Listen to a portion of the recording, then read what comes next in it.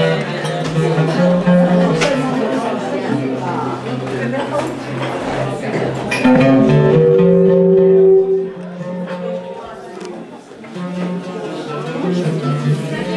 faut demander le papier et m'envoyer un mail. Non, pour l'instant, je filme tout le monde. Ceux qui veulent pas être sur YouTube, ceux qui ne veulent pas être, ceux qui veulent mettre sur YouTube, m'envoient un mail, m'envoie à Pascal, un papier. Parlez plus fort.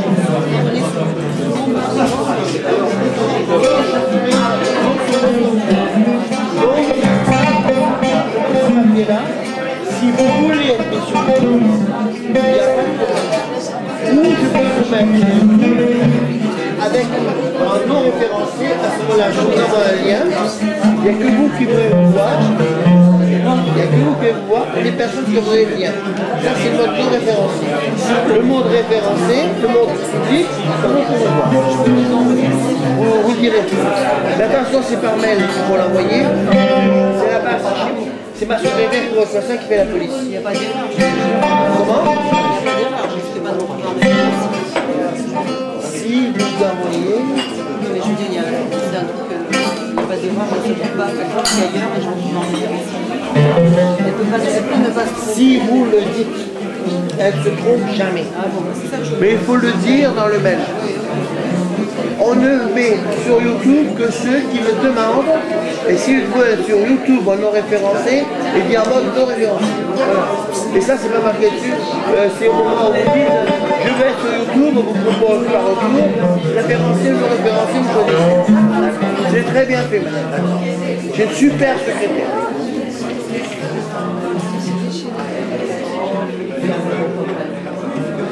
Ça faisait longtemps. On m'entend? Oui. Oui. La chaîne moderne. Mais là-dedans, prenez tout ça, il y a tous les grands mollets. Je vous signale, ça fait qu'une heure qu'il joue le mec. Ça fait une heure qu'il joue. Attends. Avec jeu, je crois qu'il y a.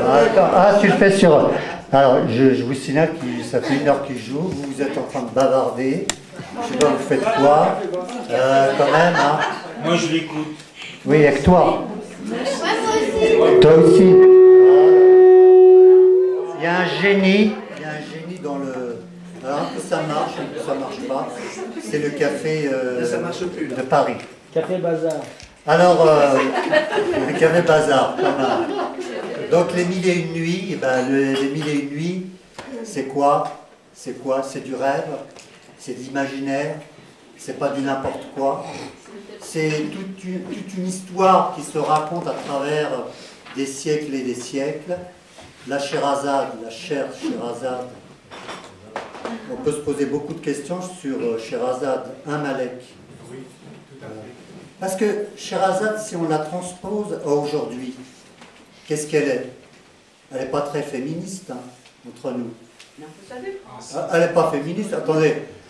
Elle est en train de raconter des histoires, un type plein de pouvoir, autoritaire, et un grand sultan, enfin bref.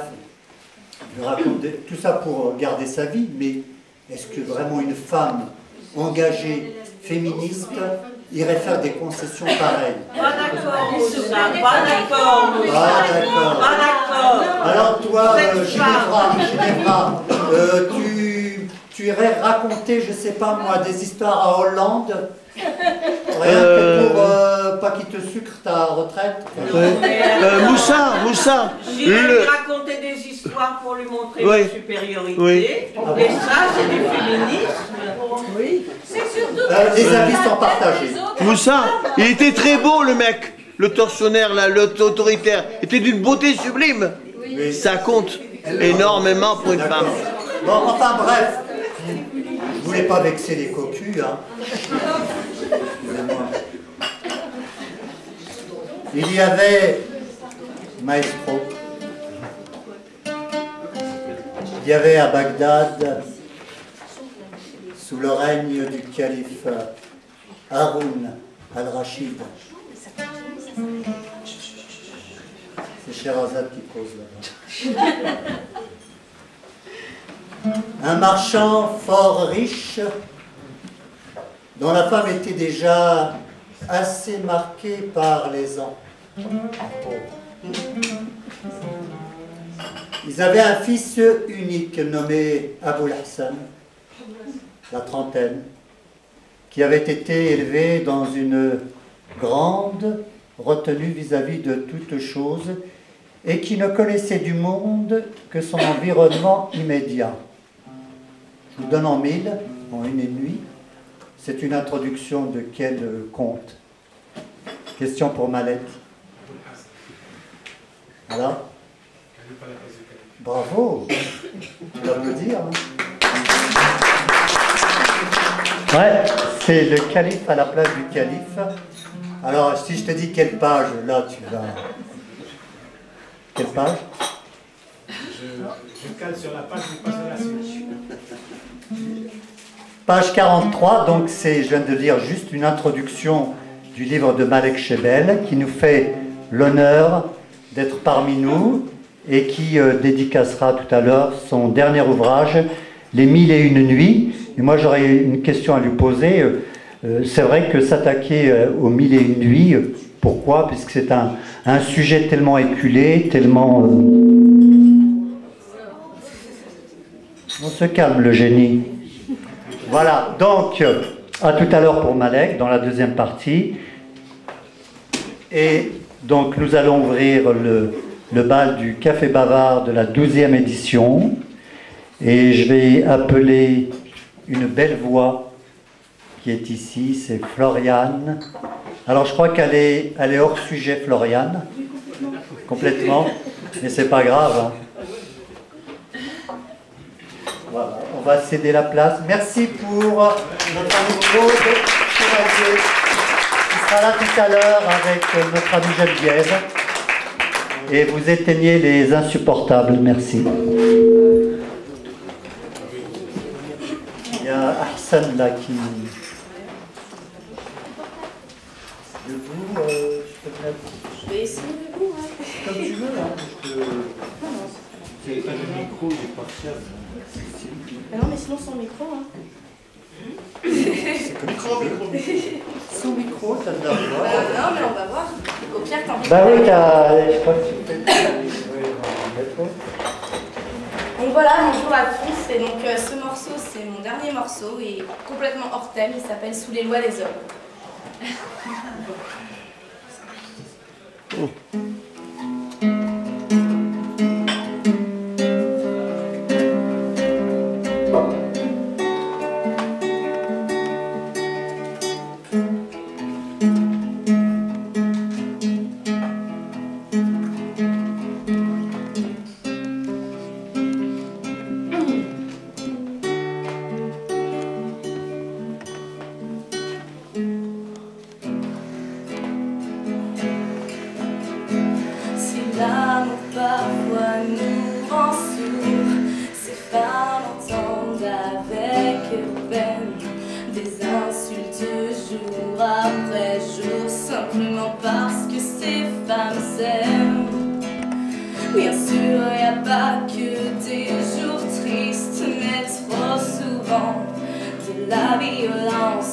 Alors une fois encore elles se réunissent, femmes et femmes veulent reconnaissance.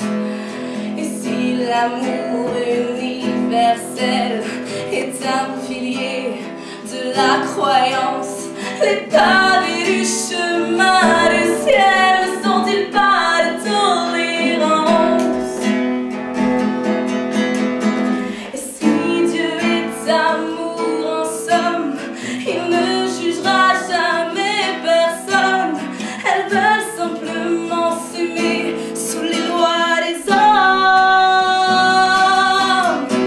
Et si l'amour est éphémère, la haine elle laisse un goût amer. Elles veulent simplement s'aimer comme chacun sur terre. Sur terre.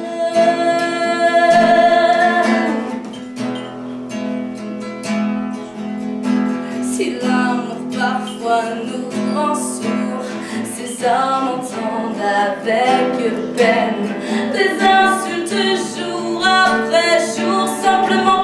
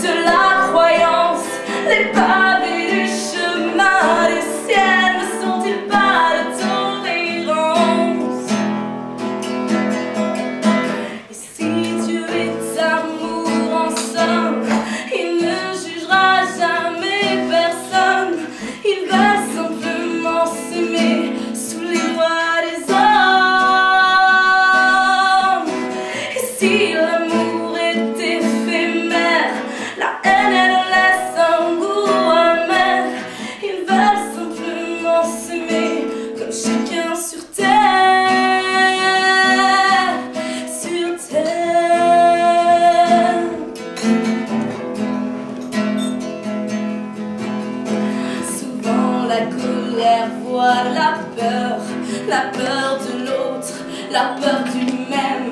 Et on déploie dans la fureur des slogans honteux imprégnés de haine. On hurle à la virilité, on réinvente les lois divines pour mieux cacher son incapacité à mettre sa peur en sourdine. Prêcheur d'amour universel, est-ce là le pilier de vos croyances? Les pavés du chemin du ciel ne sont-ils pas de tolérance? Et si Dieu est amour en somme, il ne jugera jamais personne. Elles veulent simplement s'aimer sous les lois des hommes. Et si l'amour est éphémère, la haine elle laisse un goût amer. Elles veulent simplement s'aimer comme chacun sur terre. Et si Dieu est amour en somme, il ne jugera jamais personne. Ils veulent simplement s'aimer sous les lois des hommes. Et si l'amour est éphémère, la haine elle laisse un goût amer. Ils veulent simplement s'aimer comme chacun sur terre. Sur terre.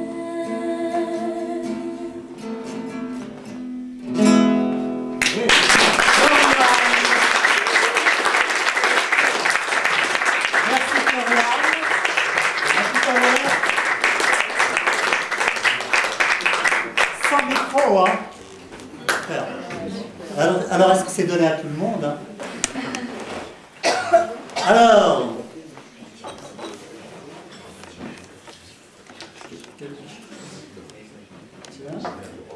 d'habitude il passe en dernier. C'est Christian Brenne. Déjà, hein, quand on passe en premier, c'est... Bah, déjà, je fais la salle. Hein. C'est dur. Je fais la salle, quand même. Tu seras bref et circoncis. Qu'est-ce que j'ai dit? Non, c'est ça, c'est ça. Hein? On se comprend, hein? Bien.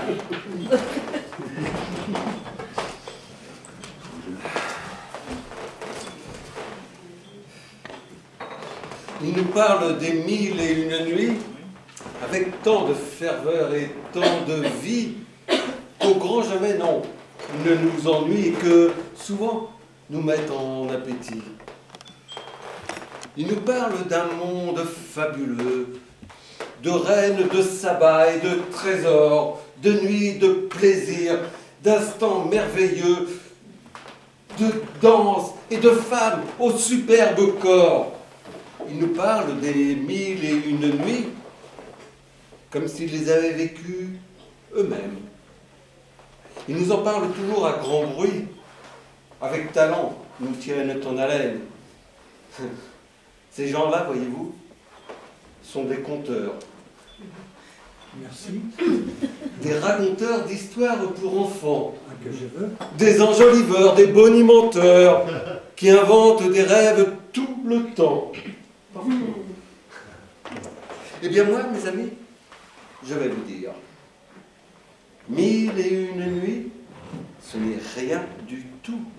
1001 nuits de divin plaisir, si ça les fait rêver, moi je m'en fous. Moi, voyez-vous, ça fait très très longtemps que chaque nuit, je dors entre ses bras et que je me réveille en souriant parce que je suis heureux de voir là, de voir chaque matin de chaque jour celle qui m'aide à supporter la vie, celle qui m'a appris le mot amour et que j'aime peut-être plus que ma vie. 1001 nuits de 1001 nuits, ce n'est rien du tout. 1001 nuits, mais laissez-moi rire.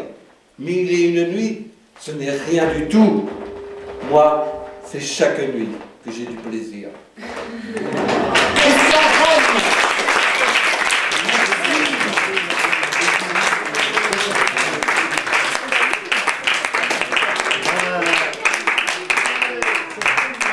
T'as une danse entre les mille et nuit, toi? Ah non, pas du tout, pas du tout, pas du tout. Mais c'est pas assez, je veux dire. D'accord.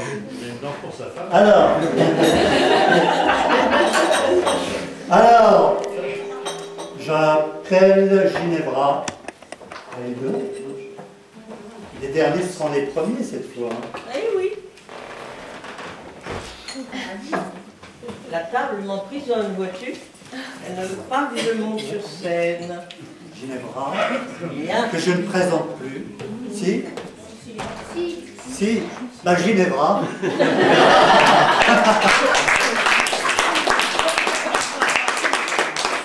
Alors merci aux habitués.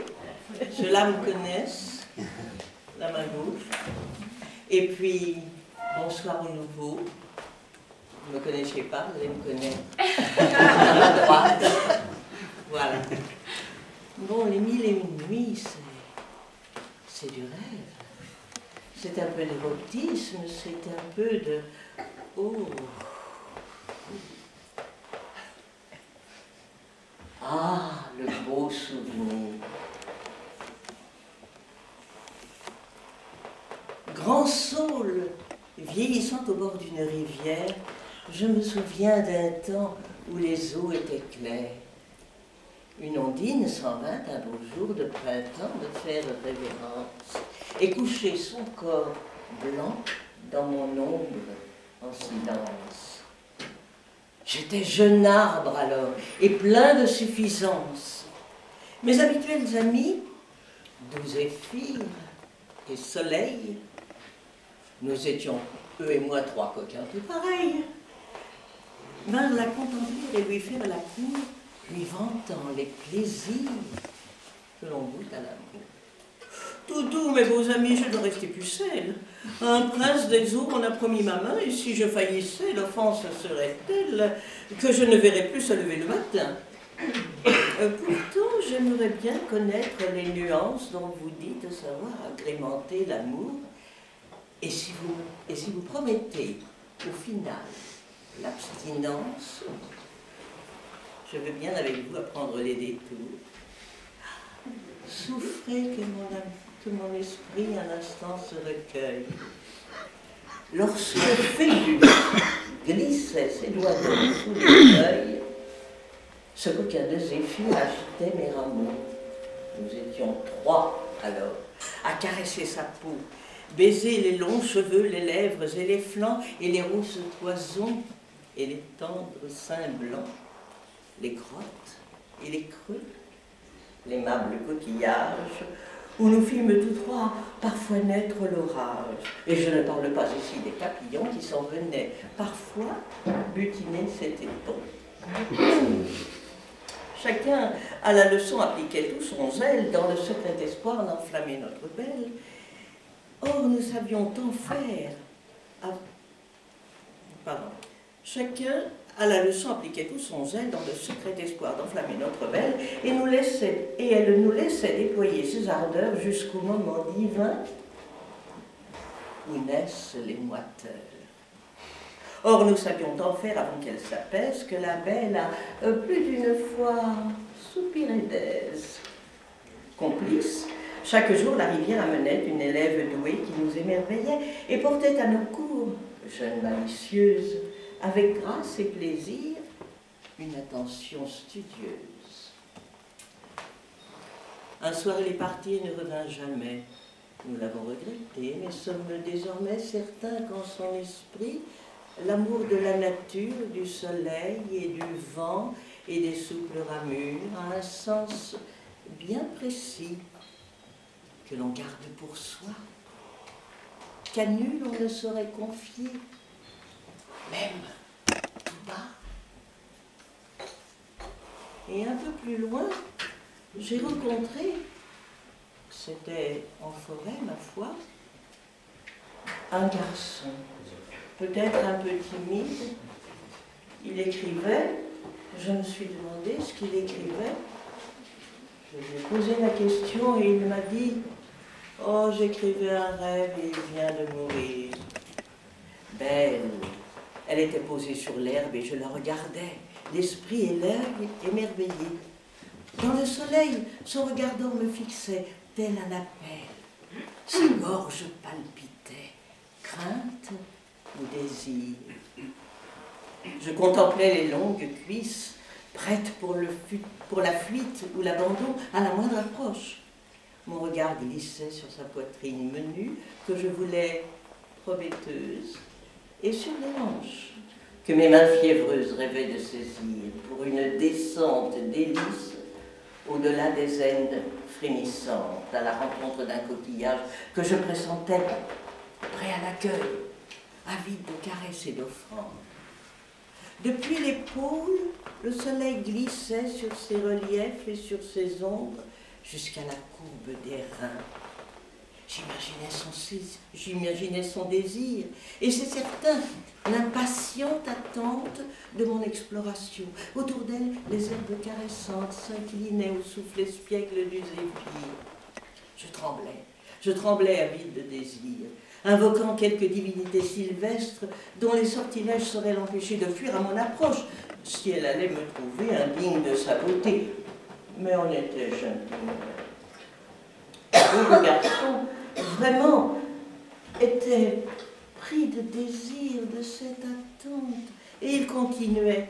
Assailli par le doute, je fermais un instant les yeux, et dans leur ombre moirée, je m'enivrais de sa beauté, des mille recoins mystérieux, des douceurs, des cheveux, des poisons et des loges secrètes que j'allais atteindre. Je devais me montrer tout entier, m'avancer, la serrer contre moi et partager ses délices, ses vertiges, dans la douceur des herbes folles, des fleurs et des senteurs sylvestres. J'ouvrais les yeux, tendis les bras et m'élançai vers ma nymphette. Ma bottine écrasa une branche sèche. Les longues cuisses se détendirent 2 fois. Une rainette, rendez-vous compte, une petite grenouille, sauta dans le lac tout proche. Mon fantasme et le ciel répliqué se dispersèrent en quelques ronds. Il faut dire qu'il faisait très chaud ce jour-là dans la forêt magique où il allait parfois rêver.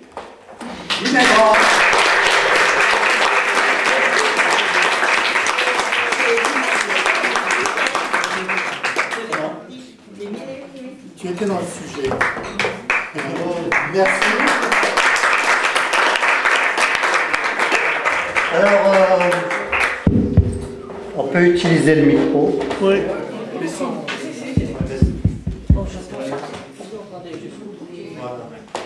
Utiliser le micro quand même, c'est bien. Tiens.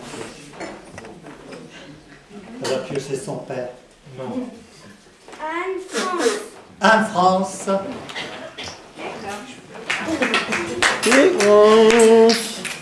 La musique que je m'habille, hein. Bonsoir, messieurs, dames. Bonsoir. Musique. Salut. Titine, je t'avais pas dit comment ça va. Oh, il y a Cocotte, comment ça va, Cocotte? Ouais. Ah, donc ça fait un bail. Tu parles à finir. Ouais. Alfred, t'as toujours tes habits du dimanche. Ah, tu plais encore. Ça baigne. Ouais. Et puis voilà Aïcha. Et voilà Rachel, non c'est Rachel.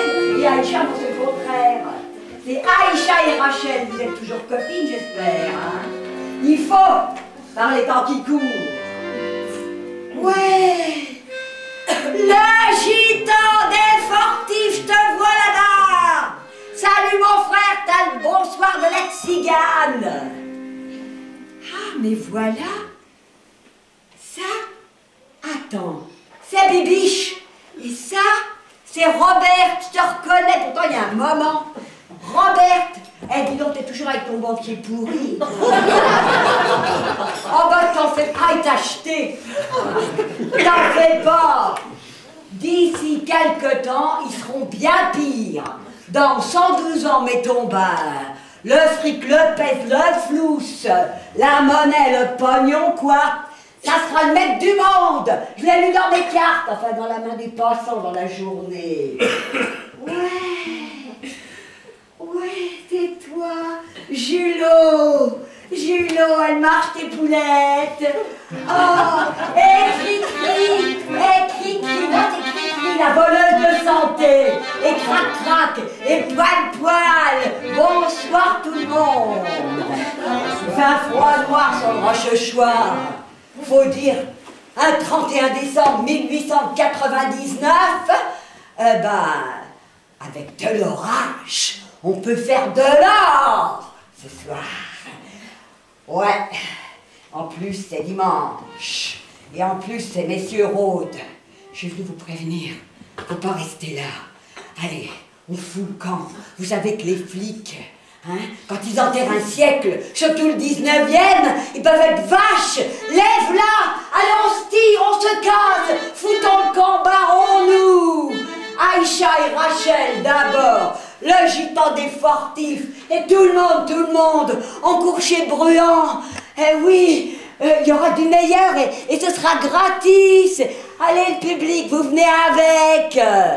Les moches, les beaux, les riches, les pauvres, les cons, les malins, et tous ceux qui viennent d'ailleurs, plus soi-disant ceux d'ici. Hein?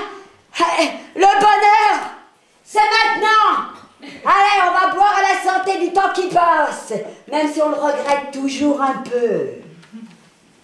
Elle a la peau douce, aux taches de son, à l'odeur de rousse qui donne le frisson. Et de sa prunelle au ton vert de gris, l'amour étincelle dans ses yeux souris. Ah, si on aime bien le chien, et si belle et si gentille, on l'aime bien. Mini Pocha, où ça? À la Bastille. Encore, tout seul, ensemble. On aime bien Mini Pocha. Elle est si belle et si gentille. On aime bien. Qui ça? Mini Pocha, où ça? À la Bastille. Bonsoir, messieurs, dames. Écoutez le tzigane.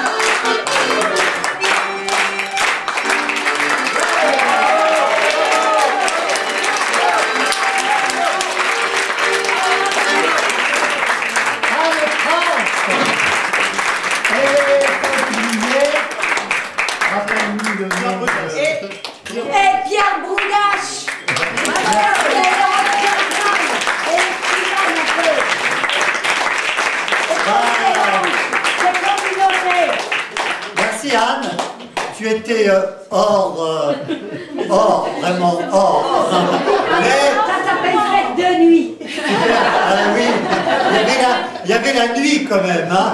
Bon. Alors, prochain voyage. Eh ben, je crois qu'on va rester dans l'ambiance. Hein. Raph, Nathan.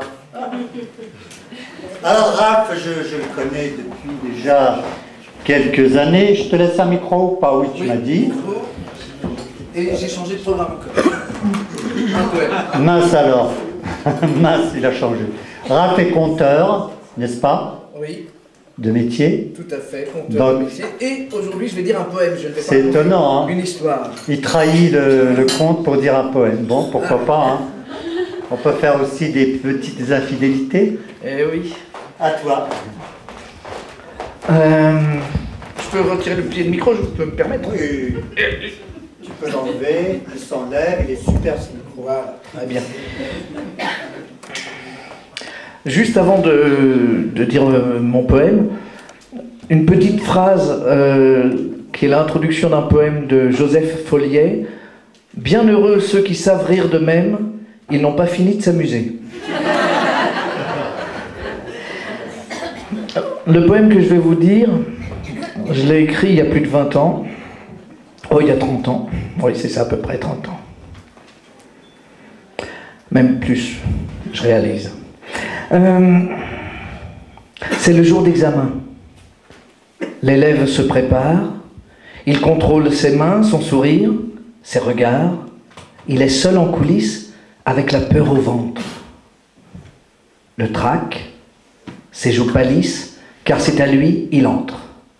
Se mettant à sa place, il dit le titre, l'auteur, un temps, un ange passe. Il sent battre son cœur. Se mettant à sa place, il dit le titre, l'auteur, ça je l'ai déjà dit. Attends, un ange passe, et il sent battre son cœur. Puis se met à parler. Mais les vers qu'il déclame semblent un peu trop figés, perdant leur belle flamme. Quelle chose bizarre, cette suite de mots dans cette bouche sage. Comme une vache dans une gare, un oiseau dans un pot, comme une fleur en cage. Et pourtant il suffirait d'un peu, il suffirait d'un rien pour qu'au moindre prétexte, oubliant l'examen, il dise bien son texte, vous ne comptez plus les points, la poésie va mieux. Et la fleur va au champ, et le champ à l'oiseau, et l'oiseau à la branche, et la branche au rameau, Rimbaud en poésie, la poésie au cœur, et le cœur en alarme, et la larme est à l'œil. Et votre œil qui sourit, le poème prend vie. Merci.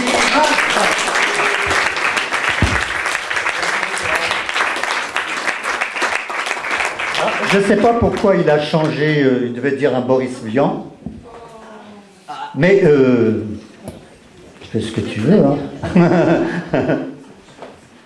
Alors, le prochain voyage. Merci, papa. Merci. Merci beaucoup. Plaisir. Emmanuel Camp. Ah oui.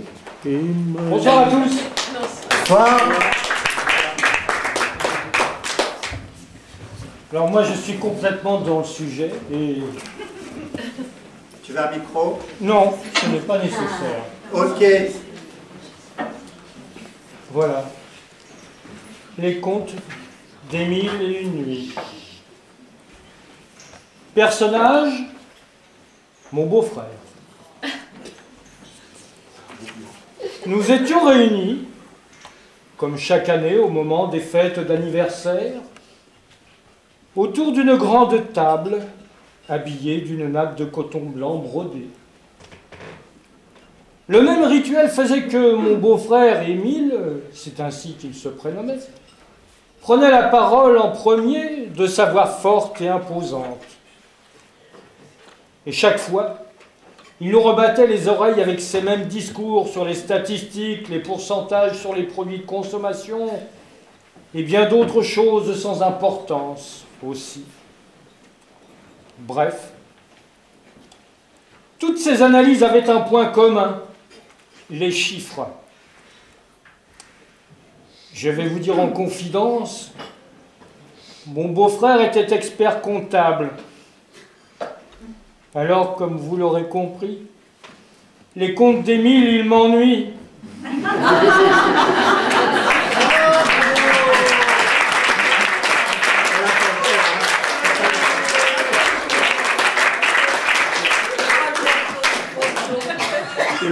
Scheherazade.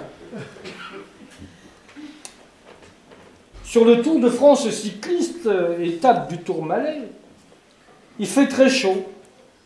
Les spectateurs applaudissent au passage Le maillot jaune, il fait soif. Le Carpodium, Pernod Ricard propose une boisson anisée aux assoiffés qui doivent s'acquitter de 30 € le verre. Elle est chère, la rasade.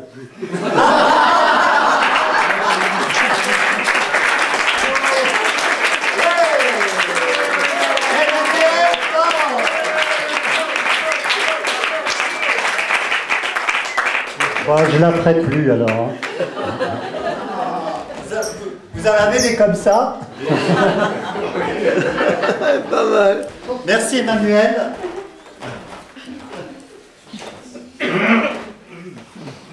Alors elle, c'est une conteuse. Je pense qu'elle est dans le thème. Mado, la goutte. Sans micro, Mado. Oui. Ok, ben, certains la connaissent déjà. Hein. On va faire de la place.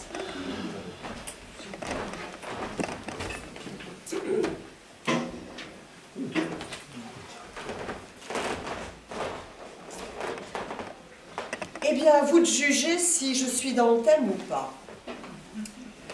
Voilà. Tandis que la belle Scheherazade, chaque nuit, à la lueur d'une chandelle, raconte une histoire pour sauver sa vie, de l'autre côté de la terre, Marie quitte la sienne, à la lueur d'une même bougie. Allongée sur son lit, elle fait le bilan de sa vie.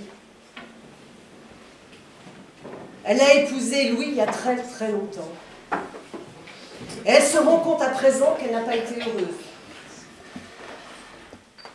Pourtant, elle l'a choisi. Elle l'a choisi contre sa famille, contre ses amis. Mais enfin, Marie, il est avare, il est radin, tu ne seras jamais heureuse avec lui. Oh, il est radin, il est avare, mais non, il est charmant, il est économe. Et puis vous, vos maris, hein, chaque samedi, ils dépensent leur paye au bal, en alcool. Pas lui. Il s'était donc marié, mais c'est le jour de son mariage qu'elle a fait quelques découvertes. D'abord, tout le monde se moquait de l'époux. Il portait un costume 3 pièces, élimé, rapiécé, trop petit. Il l'avait récupéré d'un aïeul et il avait dit à Marie, écoute Marie, je ne vais tout de même pas dépenser de l'argent pour un costume que je ne porterai qu'une seule fois pour toute la vie. Marie avait compris, elle avait même souri. Mais pendant le repas, Louis récupérait toute la nourriture de leurs 2 assiettes. Il disait, bah, c'est au cas où on aurait une famine. Marie n'avait pas compris, et c'est le ventre vide qu'elle s'était couchée pour la nuit de noces. Et lui-même s'était couché sur elle et avait ronflé toute la nuit. Si, si. Pauvre Marie. Mais elle était mariée maintenant. Le temps était passé et elle travaillait durement au champ pendant que son mari comptait l'argent qu'il économisait. Et il n'avait pas eu d'enfant, c'est qu'il s'économisait aussi de ce côté-là. Alors voilà, ce matin, n'a pas pu se lever. Malade d'amour, mal aimée, assoiffée, affamée, elle se mourait de fatigue. Son mari, Louis, était furieux. Il lui avait dit, Marie, enfin, la vache est en train de mettre bas et le veau se présente mal et c'est toi qui fais toutes ces affaires. J'aimerais bien que tu t'embelles, cette fois-ci encore. Marie avait répondu, mais je ne peux pas me lever, Louis. Il faut que tu l'entendes. Je vais partir. Je vais mourir. C'est fini. Toute la journée, Louis avait fait des allers-retours entre la vache et Marie. Marie et la vache et Marie. À la nuit tombée, il avait été bien obligé de sortir une chandelle. C'est qu'il les économisait, ces chandelles-là. Elles étaient chères. Alors il en avait choisi une toute petite, une toute usée, il l'avait allumée, il l'avait posée sur la table de nuit. Et puis il s'était agenouillé près de Marie. Il avait prié.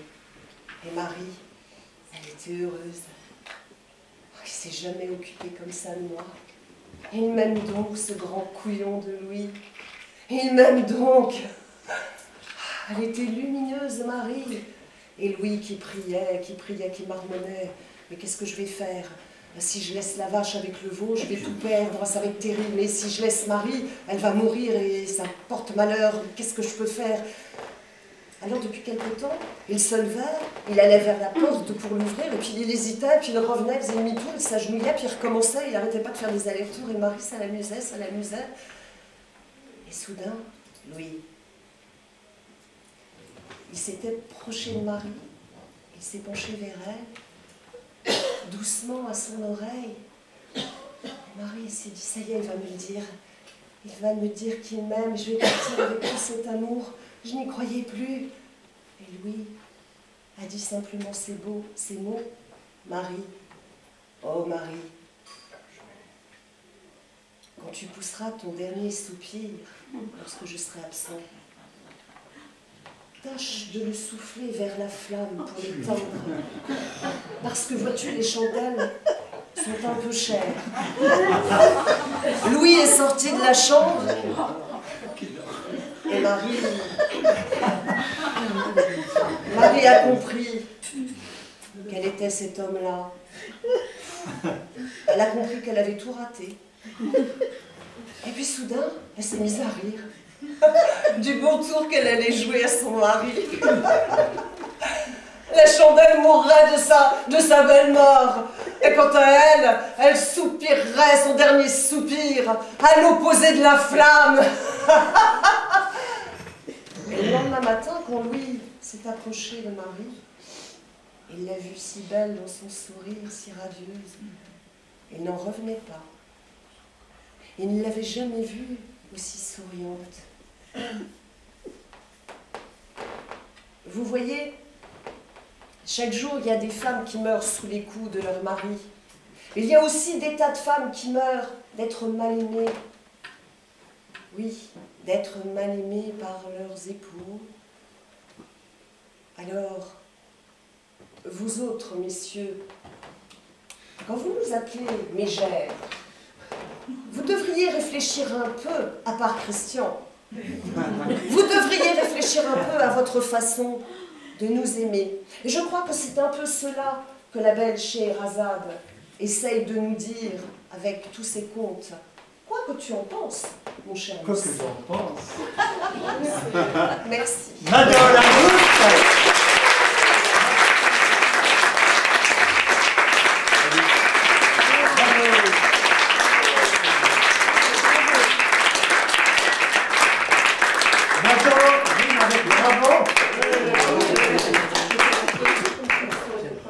Alors, on va arriver presque à la fin de la première partie. Pascal Guézou. Alors lui, c'est le clown poète, hein, n'est-ce pas? Ah bah je te laisse. Applaudissez-moi tout de suite. Ah bah oui, bien sûr. Ça fait un petit besoin d'un micro. Je sais pas, parce que j'ai rien révisé, donc je vais dire ça. Avec le micro? Ah oui, ça fait star. Ça sera plus, ça fait star. Ça fait star, hein. Ça fait star et on t'entend bien. Comme ça, Je fais pas de génialité. Soit toi. C'est dur, hein. J'ai découvert le thème, alors 1001 nuits. Je vais vous raconter l'histoire d'une nuit qui s'est passée il y a très longtemps dans ma jeunesse. Si, il y a très longtemps. Le petit prince en délire. Il était une fois un garage. Quelles sont ces choses bizarres? Tout cela ressemble à un pâturage, un monde dirigé par le hasard. Une jeune fille très jolie est au cirque du bonheur. Un clown, dans sa folie, va lui ouvrir son cœur. Dit le mouton. M'entends-tu? Dessine-moi un aviateur, avec une charrue et des milliers de couleurs. Mais que fait cet éléphant rose? Il n'arrête pas de bouger. Et ce lion, pourquoi est-il morose? Parce qu'un nouveau roi est appelé à régner. Ce soir, tout bouge. Il n'y a plus de moi, le noir épouse le rouge, le ciel est notre toit. Raconte-moi les étoiles. Regarde celle-ci. La vois-tu briller? La plus grande qui se dévoile. c'est l'étoile du berger.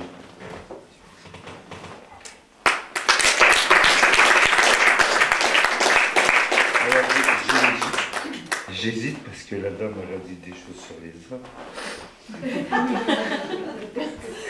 N'oubliez pas le guide. Il y a celle avec qui tout a commencé, ce premier baiser, à peine effleuré, la sirène du bateau vapeur, la source du fleuve bonheur. Il y a cet amour de jeunesse que le dragon a mis sous forteresse, au fin fond d'un pays lointain, me jetant dans les douves du chagrin. Il y a celle des mauvais réveils, passant après celle du fond de la bouteille, prête à tout me pardonner pour mes yeux bleus délavés. Il y a cette petite bourgeoise rêveuse qui, par une nuit fiévreuse, est venue changer la vie de ce clown au cœur meurtri. Il y a celle qui ne m'a pas cru, parce que je l'avais trop déçue, à force de mauvaise maladresse, erreur que l'on dit jeunesse. Il y a celle qui a dressé la potence, qui a prononcé la sentence, me condamnant à l'enfer au point de jouer avec Lucifer. Ces femmes, je voulais les remercier, même les autres qui ont très peu compté. Elles m'ont prise dans leurs bras et laissé partir sur le chemin vers toi. Pascal,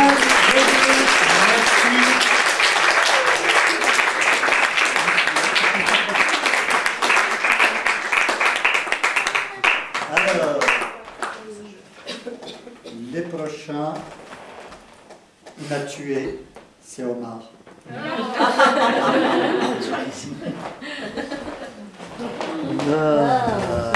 Le rire m'a tué.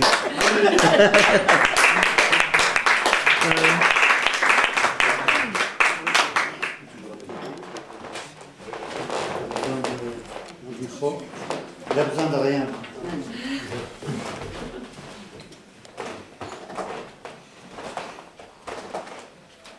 Dernièrement, j'ai participé à un spectacle. La salle était comble. Il y avait beaucoup de dames. Alors, j'arrive sur scène. Je dis bonjour. Après, je dis aujourd'hui, mesdames, je suis venu pour vous. Tous mes copains sont partis au salon de l'auto. Moi, je suis venu au salon de l'occasion.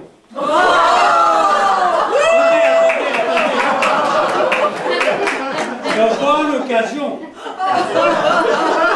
Il vaut mieux avoir une bonne occasion qu'une mauvaise voiture neuve. Et puis, avec une occasion, on ne risque pas de perdre des points sur son permis. On ne peut plus faire d'excès de vitesse. Les rallyes, les 24 heures du mois, il y a longtemps qu'on n'en parle plus. Et souvent, il n'y a même plus de feu rouge à griller. Alors, il y avait une dame là qui me mangeait de regard. Je m'approche. Ça va, madame? Mécaniquement, fonctionne bien chez vous? Elle me dit, ça dépend du mécanicien. Et puis, juste une dame à côté, là, tout sourire, là. Ah, madame, ça vous rappelle des choses, hein? Il y a longtemps, hein? C'était quand le dernier contrôle technique? Et à côté, une petite dame, mais mignonne, toute petite. Ah, j'adore les petits modèles. J'ai toujours besoin d'une plus petite que moi. Mais dans ma considération, elle sera toujours la plus grande. Problème avec vous, mesdames, c'est que vous êtes toujours intéressés par les hommes bricoleurs. Moi, même les préparations, même les préliminaires, ce n'est pas du bricolage. Tenez, l'autre jour, j'étais appelé pour le dépannage d'une voiture dans le 16e arrondissement.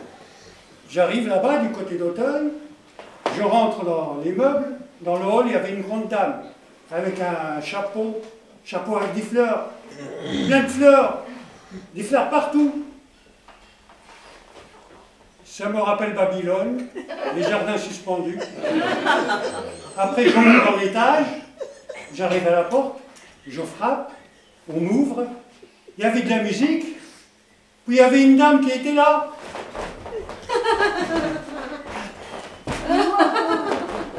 Vous aimez? C'est le lac des cygnes de Tchaïkovski. Tchaïkovski, je ne le connais pas celui-là. Ça doit être un nouveau remplaçant du PSG. On ne connaissait pas Tchaïkovski. Les gens qui ne connaissent pas Tchaïkovski, c'est des zéros. Bon, je suis un zéro, moi. C'est quoi un zéro? Bon, ça doit être encore une invention de mes ancêtres. Alors comme ça, vous ne connaissez pas Tchaïkovski. Enfin non, madame. Vous ne connaissez pas Tchaïkovski. Ah, madame, arrêtez, s'il vous plaît. Hein. Avec votre Tchaïkovski, vous me cassez les noisettes. Ah. Vous connaissez. Hein. Oui, vous connaissez. Je connais rien du tout. Hein. Ah. Je suppose que vous connaissez aussi la Belle au bois dormant. Le bois dormant. Ah non, madame, moi je connais le bois d'Arcy. Et alors, il se trouve que ce soir-là... Ah, après, madame, s'il vous plaît, elle est où la voiture à dépanner? La voiture. Mais c'est moi la voiture.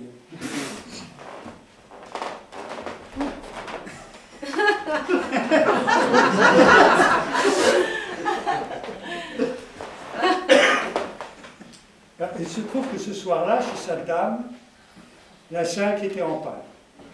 Ben, je suis passé par Canal+. Après, il me dit, dis donc, monsieur le dépanneur, je croyais que vous étiez philosophe. Oui, je suis philosophe. Cela ne m'empêche pas d'être aussi manœuvre aux travaux. C'est ça la polyvalence.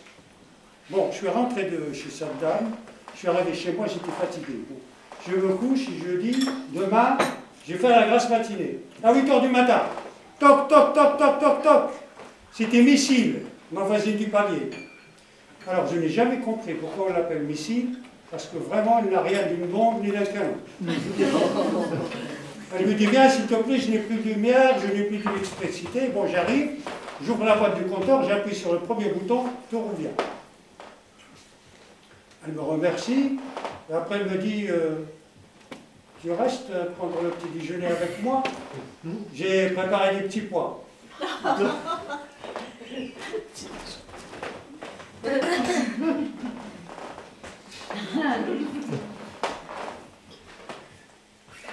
Je n'ai rien contre les petits pois, mais la voisine. C'est un polo. Et il faut voir comment elle s'habille. Hein. C'est une enseignante. Je me rappelle de Moussa quand il était enseignant. Le pantalon il manquait toujours 20 cm. Alors, ah oui, il n'y avait pas que ça. Hein. Ah puis il est curieuse, ma voisine. Elle pose de ces questions. Omar, tu as commencé à quel âge? Moi, 14 ans, notice en main avec une dame mariée. Et quand tu n'es pas là, tu es où? Ben, quand je ne suis pas là, je suis ici.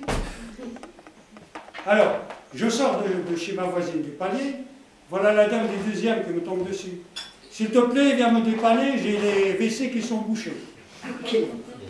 J'arrive chez cette dame-là, bon, je ne savais pas quoi faire, c'était grave. Hein. Et après, j'ai eu une idée. Je lui ai dit, vous avez un aspirateur? Je lui ai dit, oui. Je lui ai dit, donnez-moi l'aspirateur. J'attrape l'aspirateur et puis, bon, ça y est, il est bouché. Après, il fallait ouvrir le sac, il fallait vider le sac, l'aspirateur. J'ouvre le sac, il y a une dame là-dedans. Qu'est-ce que vous faites ici, vous? Je me dis, je suis le premier, on n'arrive même plus à faire pipi tranquille.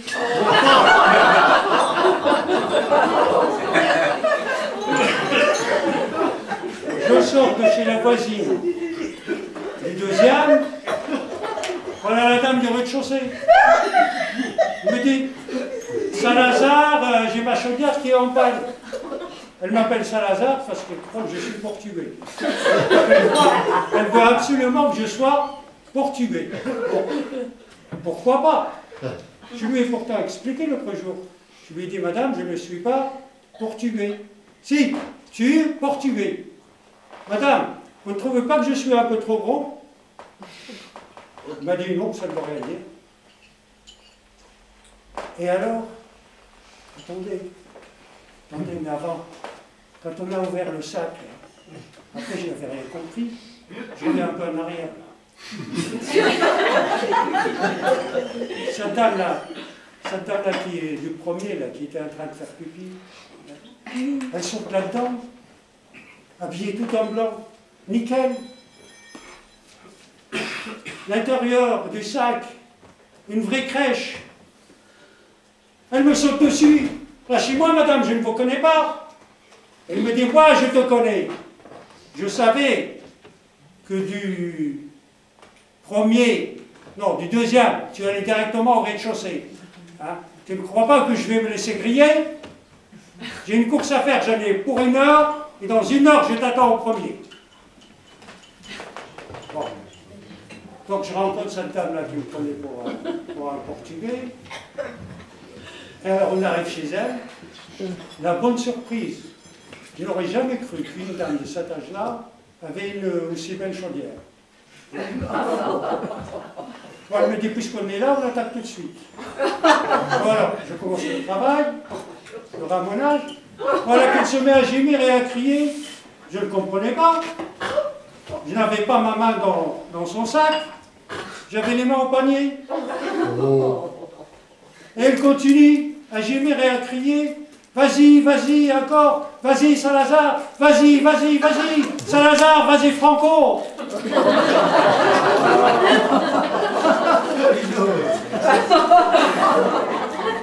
Je suis sorti de chez cette dame-là. Je n'en pouvais plus. Je monte chez moi. J'arrive sur mon panier. Scheherazade, l'amour de ma vie, elle m'attend devant ma porte. Le bonheur. Scheherazade, elle me saute dans les bras. J'aimerais que ce moment soit infini. J'aimerais que cet instant soit éternel. Je suis l'homme le plus heureux du monde. Scheherazade, nous sommes les plus heureux du monde. Et c'est là que ce mot des réveils sonne.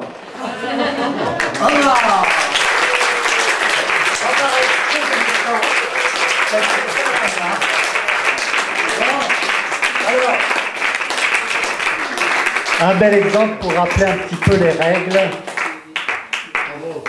Alors, tu as explosé le temps, tu n'as plus de crédit maintenant. Hein.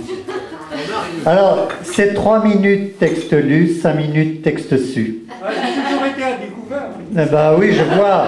Alors, je comprends bien, quand on a la scène, on ne veut pas la lâcher, mais c'est le public qui vous lâche après. Donc, il faut respecter le temps. C'est important parce que ça pénalise les autres, ceux qui vont passer après. Est-ce bien reçu, Omar? Ok. Voilà. Alors, oui, il nous a tués, ça, tu peux le dire. Donc, première partie, on passe donc à la pause bavardage. Et nous avons donc Malek avec les 1001 nuits à sa jolie table qui vous attend pour des dédicaces et puis peut-être causer un peu avec lui. Voilà, à tout de suite. 15 minutes à peu près.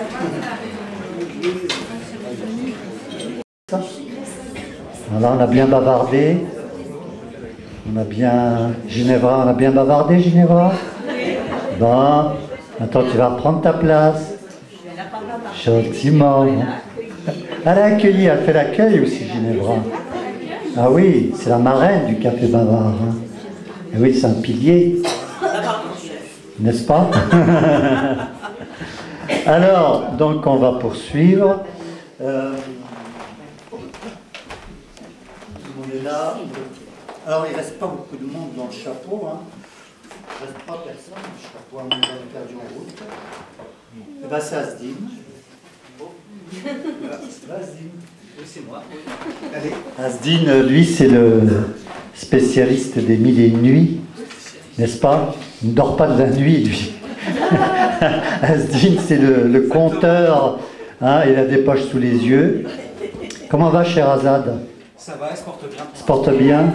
Ouais, tu lui passeras le bonjour. J'y manquerai pas. Voilà.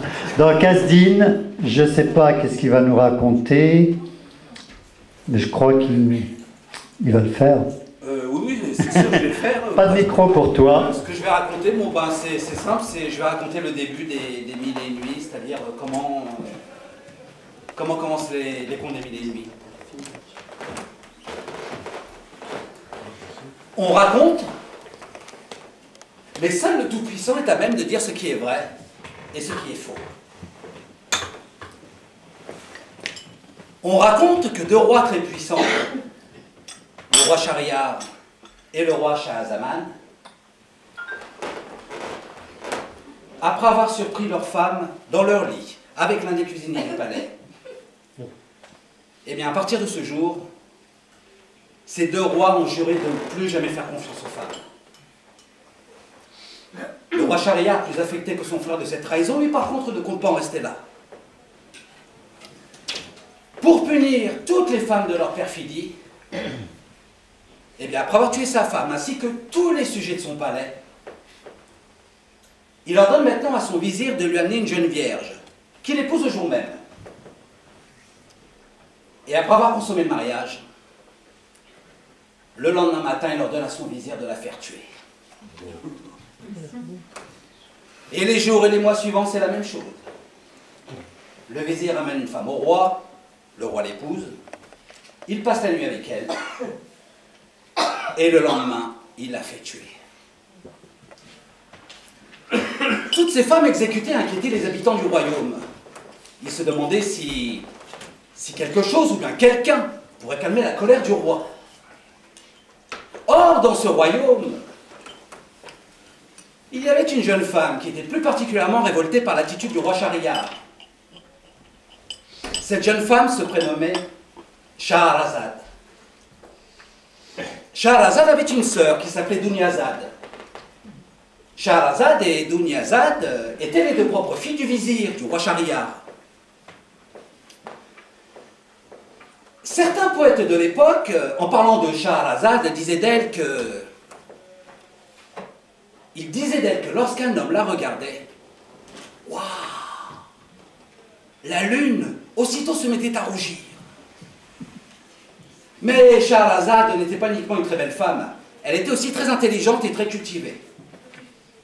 Elle était cultivée à un point tel qu'elle avait lu un nombre considérable de livres, des livres en tout genre. Livres de poésie, romans, livres de mathématiques, traités de philosophie. Elle était capable de mémoire, de raconter le contenu de chaque livre qu'elle avait lu.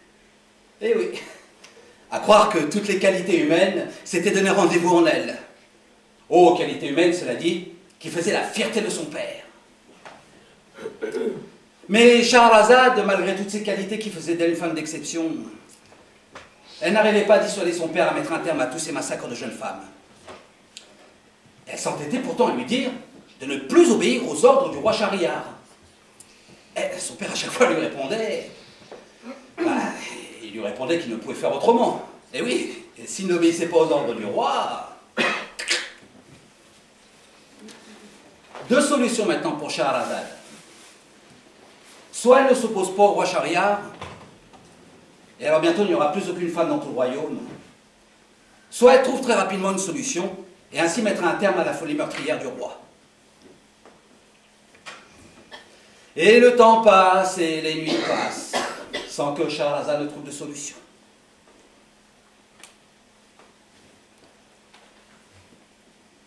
Et un matin, comme si la main du Tout-Puissant s'était posée sur elle pendant son sommeil, Shahrazad trouve enfin une solution. Elle va alors voir son père et lui demande son accord pour qu'elle épouse le roi Shahriar. Son père, bien sûr, s'opposera au mariage. Et oui, parce qu'il sait très bien qu'après la nuit de noces, le roi lui ordonnera de tuer sa fille. À force d'insister, Shahrazad finira par convaincre son père de célébrer le mariage. Et juste avant la nuit de noces, avant qu'elle ne se donne au roi, Shahrazad va voir sa sœur et lui demande de l'aider à réaliser son plan.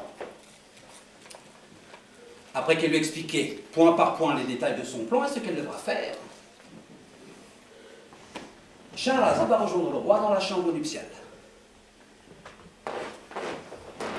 De mémoire d'hommes et de femmes, jamais deux êtres n'avaient fait l'amour avec une telle perfection, un tel érotisme que cette nuit-là. Et quelques heures avant le lever du soleil, prémisse d'une mort certaine pour Scheherazade, Dunyazad fera son entrée dans la chambre nuptiale. Et avec elle, c'est tout le stratagème de Scheherazade qui se met en place. Comme il était convenu dans leur plan, Dunyazad demande à Scheherazade de lui raconter une histoire avant que le roi ne la tue. Le roi, n'y voyant pas d'inconvénient, bien au contraire, et oui, vu qu'il souffrait d'insomnie depuis quelques jours, accepte. Et Scheherazade se met à raconter une histoire. Écoute, écoute petite sœur, écoute ô mon roi. Écoutez l'histoire que je vais vous raconter. Et elle raconte. Elle raconte pour sauver sa vie et celle des autres femmes. Et elle raconte, et elle raconte, et elle raconte. Et dès que les rayons du soleil apparaissent, Scheherazade interrompt son récit. Et elle dit au roi que s'il veut connaître la fin de l'histoire, eh bien il devra attendre la nuit suivante. Très curieux de connaître la suite du récit, le roi prend son mal en patience et reporte l'exécution de Scheherazade. Et la nuit venue, Scheherazade reprend son histoire là où elle avait arrêté. Son histoire maintenant terminée. Le roi qui était complètement hypnotisé par la voix enchanteresse de Scheherazade, lui réclame une autre histoire. Alors que les rayons du soleil n'étaient pas encore levés sur le royaume, Scheherazade déroule le fil d'une nouvelle histoire et elle raconte, et elle raconte, et elle raconte. Écoute, écoute petite sœur, écoute ô mon roi. Écoutez l'histoire que je vais vous raconter. Maintenant que mon récit s'arrête, mais il est bien loin d'être terminé, que va-t-il advenir du roi Shahryar et du roi Shahzaman?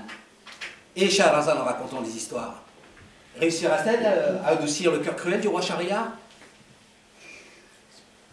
Eh bien, seule la suite de l'histoire nous le dira. Aline.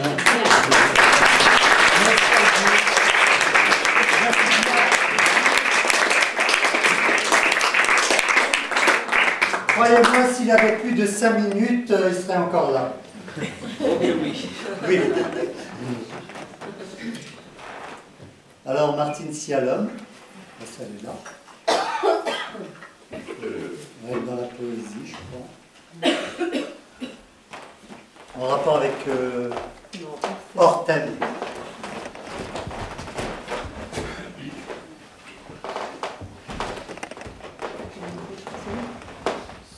C'est bien. Si tu penses que tu vas être entendu, c'est mieux. C'est mieux le micro, on entend beaucoup mieux. Pas le bâton, justement.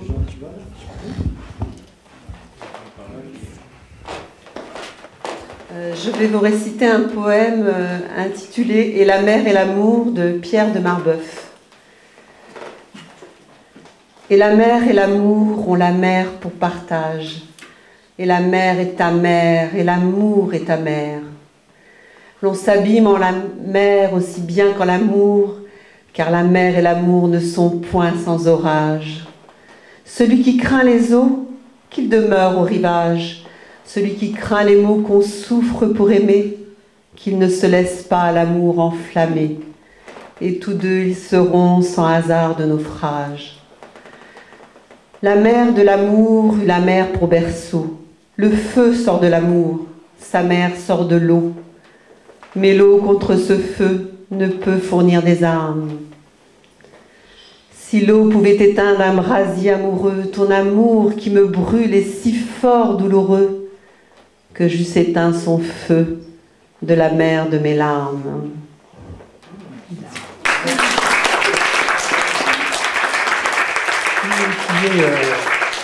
Qui est Marbeuf? C'est un écrivain du XVIe, XVIIe siècle. J'en sais pas tellement. C'est étonnant, je ne le connais pas. Je suis cultivé. La culture. Hein. Ben, merci Martine. Alors il n'en reste plus qu'une et ce sera celle-là. C'est qui reste? C'est qui celui-là? Bah, il n'y en a qu'une, hein. Elle est où? C'est qui? Il y en a deux normalement. Oui. On va faire un duo. Alors là, donc, c'est Madeleine. Hein? On l'attend. Sans Proust, bien sûr. On l'attend, bien sûr.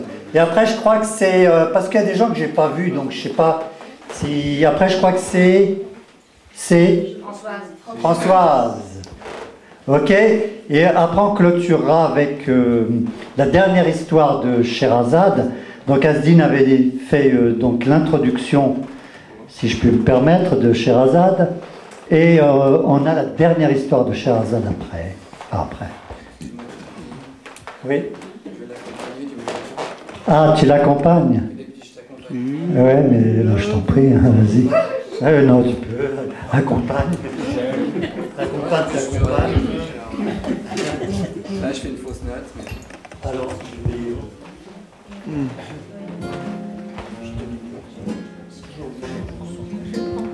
Ça fait citron. Ça fait citron.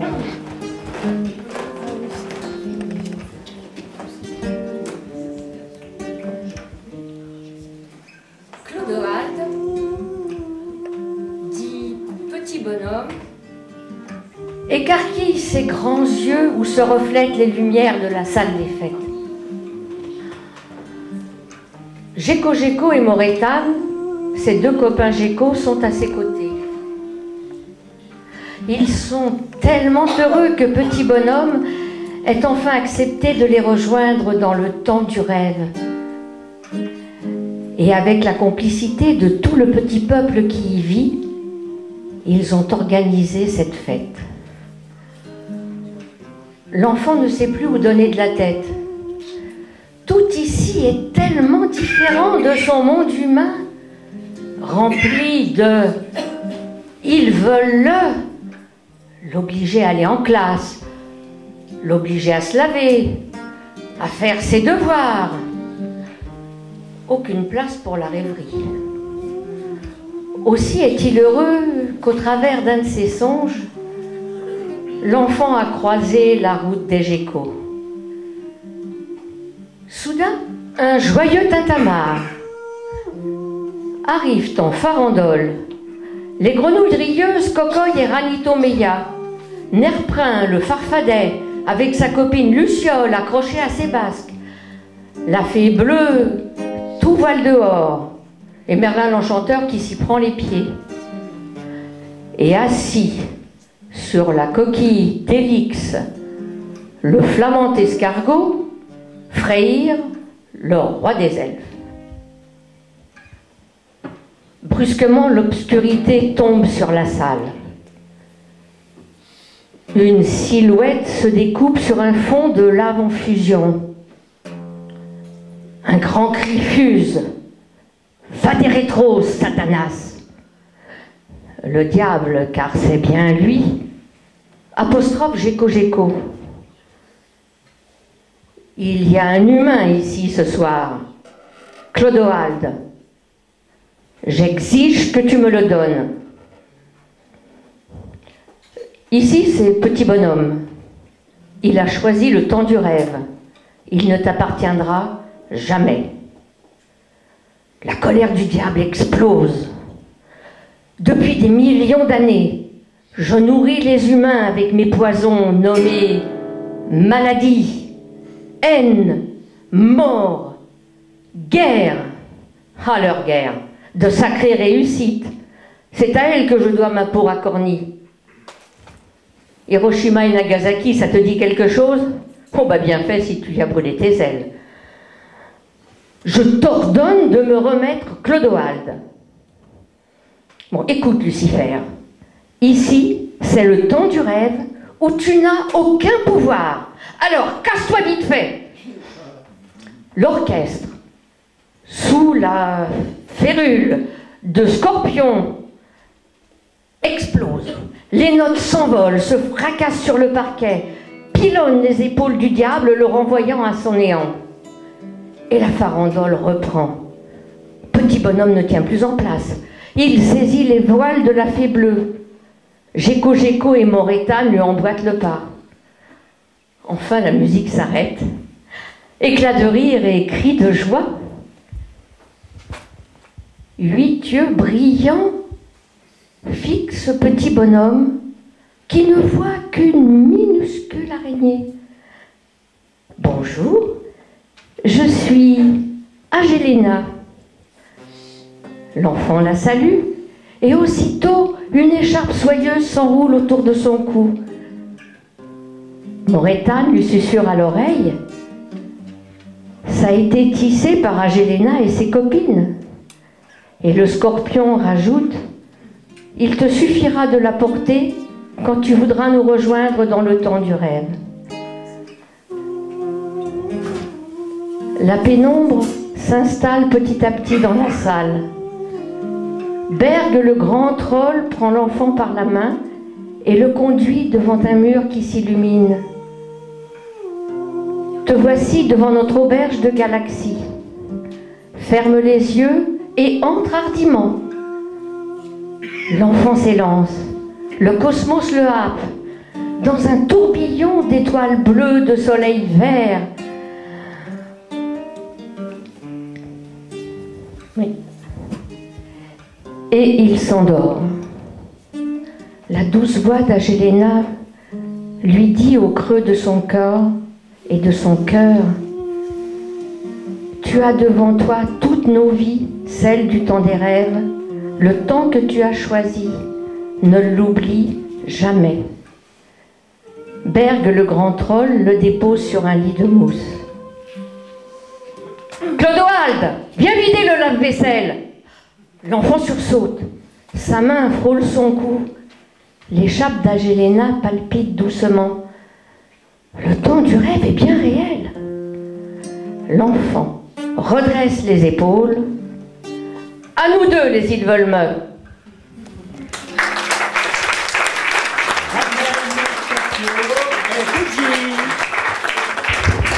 Donc tu n'étais pas la dernière. Alors j'appelle Françoise Marty.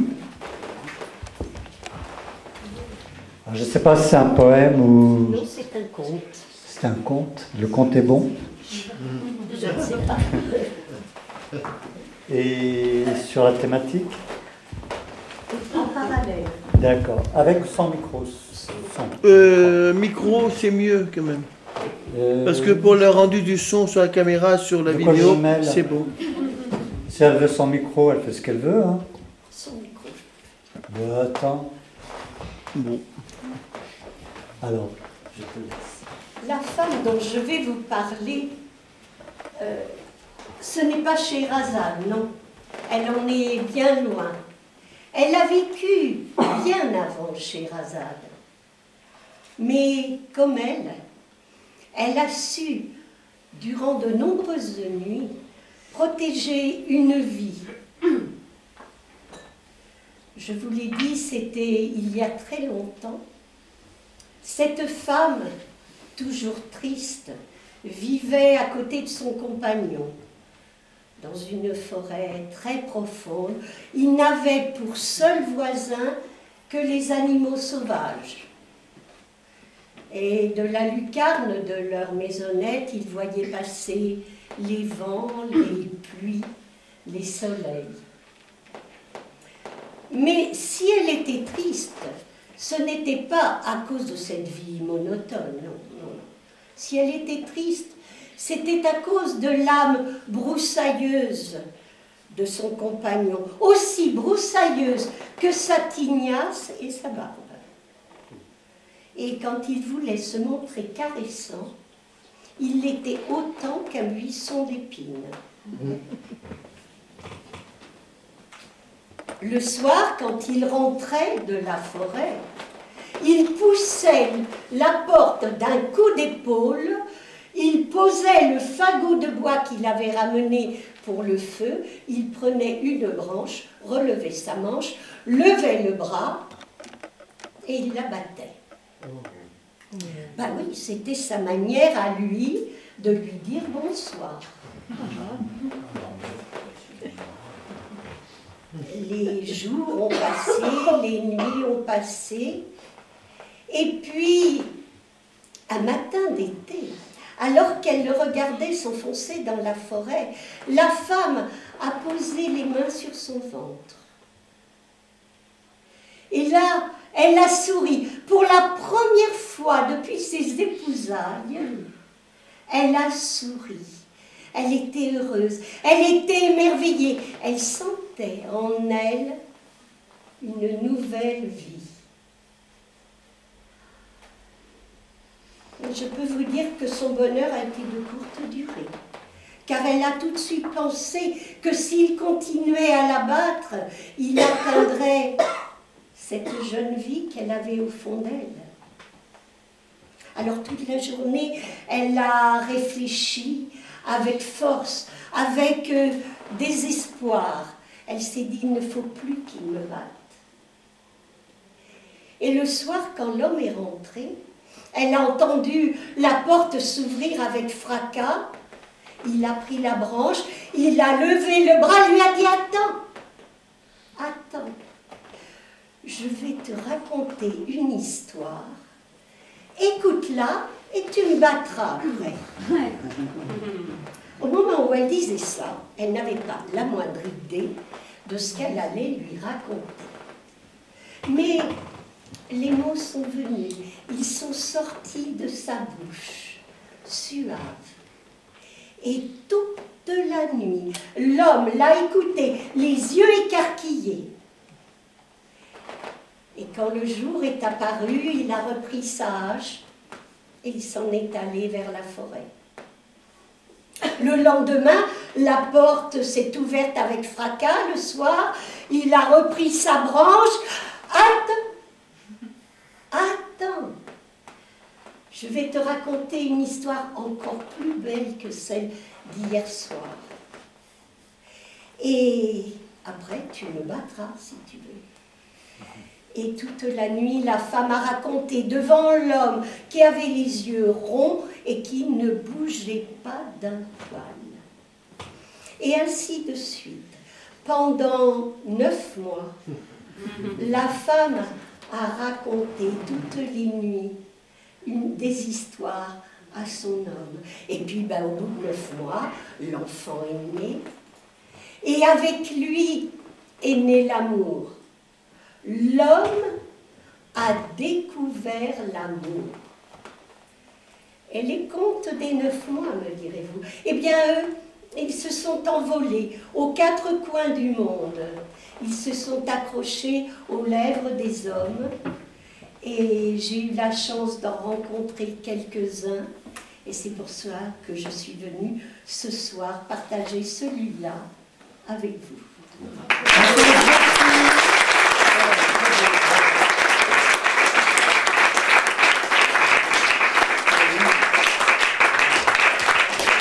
Finalement, Scheherazade a fait des petits. Hein? Il vient d'où ce conte? C'est un conte français. Oui. Henri Gougaud. Oui. Ah oui? Ah, de Gougaud, d'accord. Ok. Bien, donc avant de terminer ces voyages, et avant d'accueillir donc notre ami Malek Chebel, notre invité d'honneur pour ce 12e Café Babar, on va terminer donc la scène ouverte avec nos amis qui sont là, derrière, et qui vont nous raconter, donc c'est Geneviève Bueno et notre ami Chevalier Claude. Voilà avec les noms. Je dis pas le titre? Non. Ah ben voilà, je ne dis pas. Ok. En tout cas, c'est la dernière histoire. Ça se réfère bien à Mille et une nuits.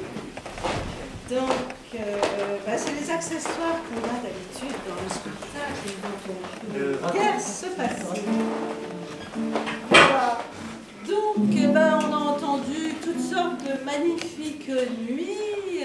On a eu des évocations des nuits de Scheherazade avec Madou, la Goutte, avec France, avec des tas, avec Omar. Scheherazade était un petit peu partout. Et donc, grâce à ces algorithmes qu'elle avait inventés, puisque Elle était aussi mathématicienne, elle connaissait le grand mathématicien Al-Khwarizmi.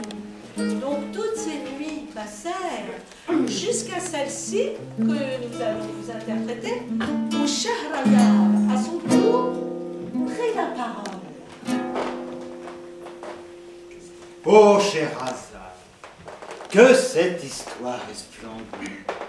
Oh, qu'elle est merveilleuse. Et tu m'as fait voir, ô docte et diserte, des événements qui arrivèrent à d'autres qu'à moi, et à considérer attentivement les paroles des rois et des peuples passés, et ce qu'il advint de choses extraordinaires et dignes de réflexion. Et de t'avoir écouté durant ces 1001 nuits, je ressors avec une âme profondément changée et imbibée du bonheur de vie. Alors, les rideaux s'écartèrent et Dunyazad, la petite sœur, parut, suivie par une nourrice avec des jumeaux suspendus à ses seins, tandis qu'un troisième enfant marchait à quatre pattes derrière elle. Et en souriant, Shahrazad rangea les enfants devant le sultan. Voici, ô mon roi, les trois enfants que durant ces 3 années m'a accordé le rétributeur par ton entremise. Le roi Shahriar, les yeux mouillés de larmes, faisait aller son regard de la mère aux enfants et des enfants à la mère sans pouvoir prononcer une seule parole. Alors Dunyazad, la petite sœur, s'avança. Et maintenant, ô roi du temps, vas-tu faire couper la tête à ma sœur Shahrazad et rendre ainsi orphelins ces 3 petits rois que nulle femme ne saurait soigner et aimer avec le cœur d'une mère? Alors le roi Shahriar, entre 2 sanglots, reprit. Ô Shahrazad, cette nuit qui est la 1001e à partir du moment où nous sommes vus pour la première fois, cette nuit est pour nous une nuit plus blanche que le jour. Et ce disant, il se leva et embrassa Shahrazad sur la tête.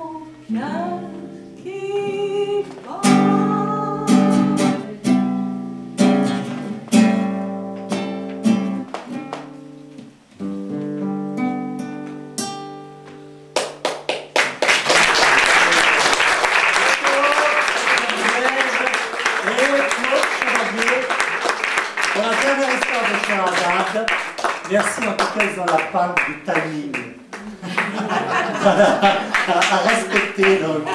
Merci.